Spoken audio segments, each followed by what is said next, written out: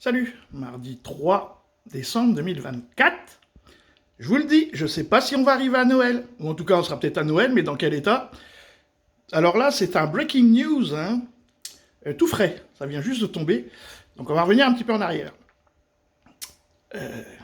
Israël, les Américains et le gouvernement libanais demandent une trêve, un cessez-le-feu, voilà, je vous ai fait des vidéos là-dessus, c'était un cessez-le-feu de dupes. Bien.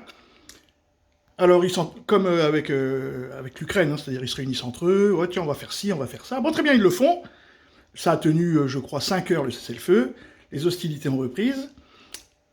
Mais ils ont fait une réunion. Cette réunion a été le feu vert ou le début du commencement d'une nouvelle phase.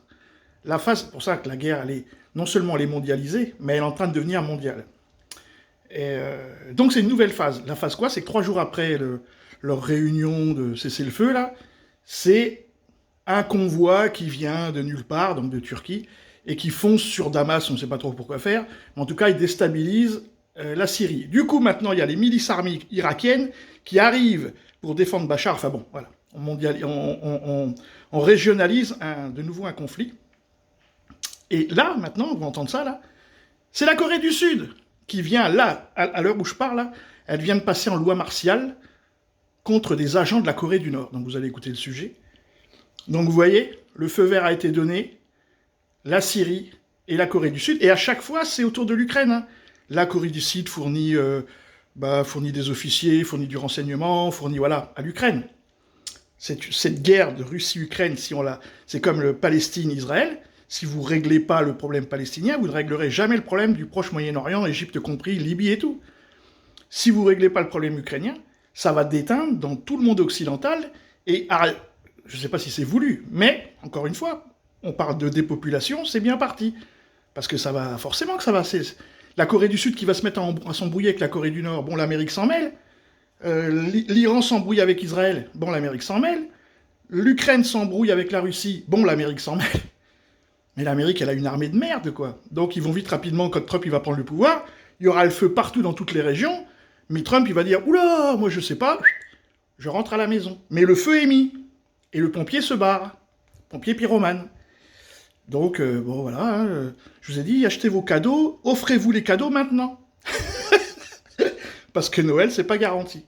Ah bah voilà, loi martiale en Corée du Sud. La Corée du Sud est en train de basculer sous nos yeux. Vous allez voir des images... J'ai oublié la Géorgie. Direct de Séoul, envahi par les chars. Donc les chars ont envahi donc les rues de la capitale sud-coréenne. Le Parlement est entouré par l'armée, survolé par un hélicoptère.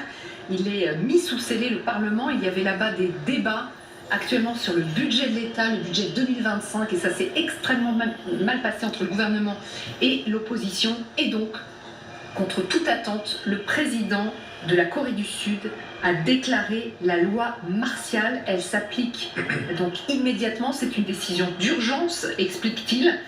Et il a donné des objectifs. En tout cas, pourquoi il avait déclaré cette loi martiale? Il l'a déclaré contre les forces communistes nord-coréennes qui donc infesteraient le pays, selon lui, Grégory Finis. Il faut s'imaginer que là, on est en train de discuter le budget avec le 49.3, que tout d'un coup, Macron dit, bon allez hop, loi martiale, couvre-feu et tout le tout-team. Ah bah c'est peut-être ça qui va se passer quand même. On verra ça dans quelques jours. Macron prend la parole dans quelques instants là. Moi je parierai toujours sur l'article 16 de la Constitution.